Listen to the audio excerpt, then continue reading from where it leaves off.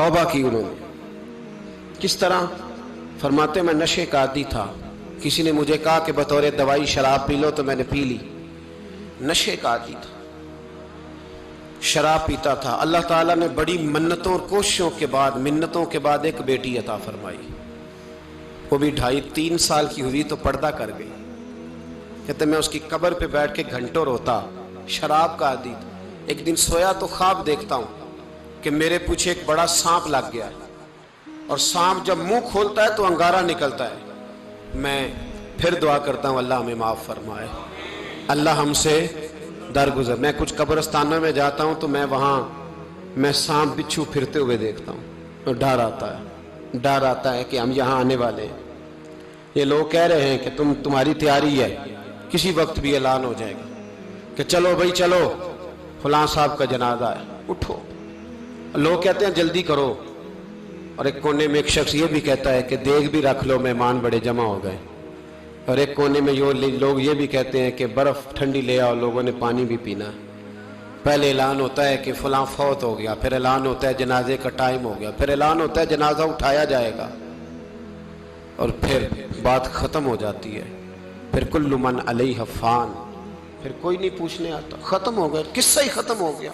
ان لوگوں کی کہانی مٹ گئی، ختم ہو گئے، بڑے بڑے کج کلا، کوئی پوچھنے والا نہیں۔ موت کا راج ہے، راج ہے موت کا راج، موت راج کرتی ہے بس، اور کسی کا راج نہیں۔ وہ راج کرتی ہے، جدھر جاتی ہے اسی کا راج ہے، راج کر رہی ہے۔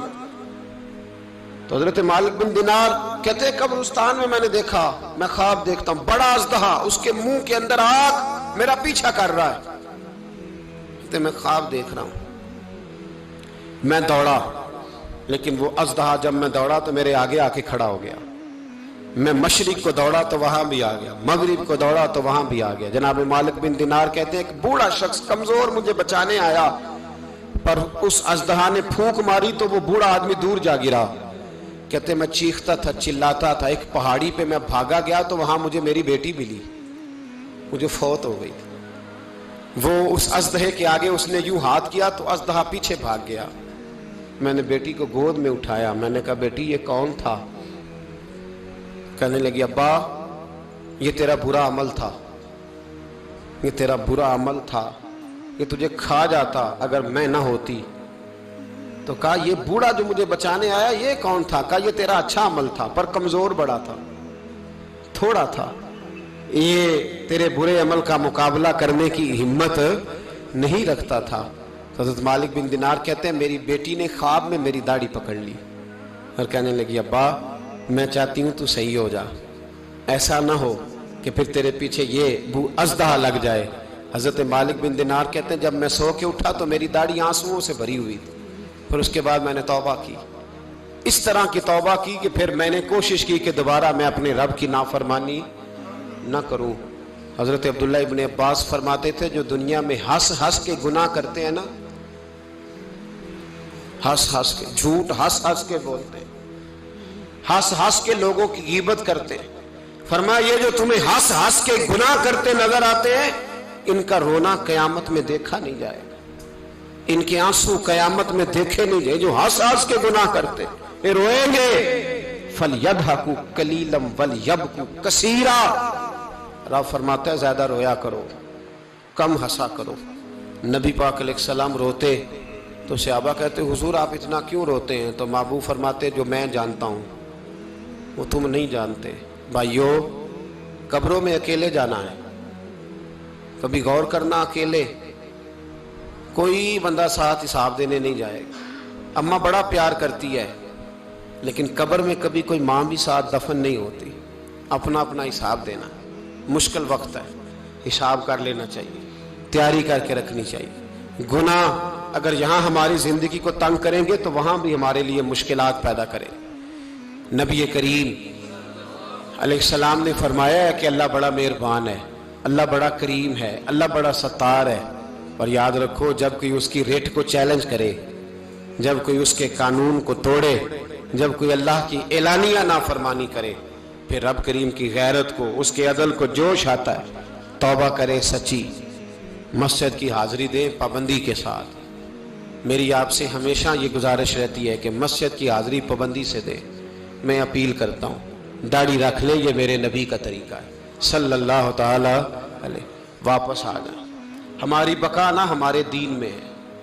کوئی نہیں ہمیں رکھے گا، کوئی نہیں رکھے گا، کوئی نہیں. میرا ایک دوست رات بتا رہا تھا کہ سعودی عرب میں ایک شخص نے 30 سال محنت کی، تو جب وہ مرا ہے وہیں اس کے گھر میں فون کیا تو اس کے گھر والوں نے کہا جناب آپ کو مشکل ہوگی ڈیڈ باڈی بھیجنے میں، وہیں دفن کر دیں. ہاں اگر اس کا کوئی پیسہ ہے تو وہ ذرا اکاؤنٹ میں بھیج دیں، بچیوں کو ضرورت ہے. او بھائی تو اکیلا جائے گا، تیرے لیے مشکل ہو جائے. اپنے بھی ساتھ یقین کریں بچے دعائیں کرانے آتے ہیں، کہتے ہیں حضرت جی دعا کریں اللہ اماں کی سختی معاف کر دے. اس کا مطلب کیا ہے کہ اماں اب جائے، اب ہمارا نمبر آئے. بچے تو انتظار کر رہے ہیں کہ ابا جائے اور گدی پہ ہمارا نمبر آئے. تیاری ہے، اکیلے جانا ہے، اکیلے. سخت سا مرحلہ ہے، اکیلے سارا کچھ فیس کرنا. آج توبہ کریں. وہاں کے کیڑے یہاں رہ کے ماریں. اپنے ساتھ ظلم نہ کریں.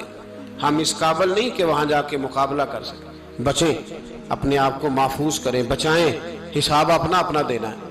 کسی باپ نے اگر اپنے بچوں کو حرام کھلایا تو بچے تو نہیں کہہ رہے تھے نا کہ حرام لے کے آ، تو باپ نے حساب دینا، والد نے. لہٰذا مہربانی فرمائیں، اپنے اوپر رحم کھائیں، اپنے آپ کو سنواریں. آج جمعۃ الوداع ہے، توبہ کریں.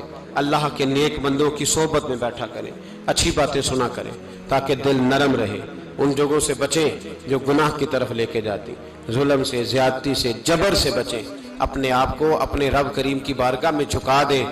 ہمارا کہیں اور گزارا نہیں، کوئی نہیں ہمیں پوچھے گا. اقبال رو پڑے آخری عمر میں، رو پڑے اور اللہ کی بارگاہ میں عرض کرنے لگے نہ جہاں میں کہیں بھی امان ملی، جو امان ملی تو کہاں ملی. میرے جرم خانہ خراب، تیرے عفو بندہ نواز میں. پناہ صرف اللہ رسول کی بارگاہ میں، باقی کوئی پناہ دینے کو تیار نہیں ہے.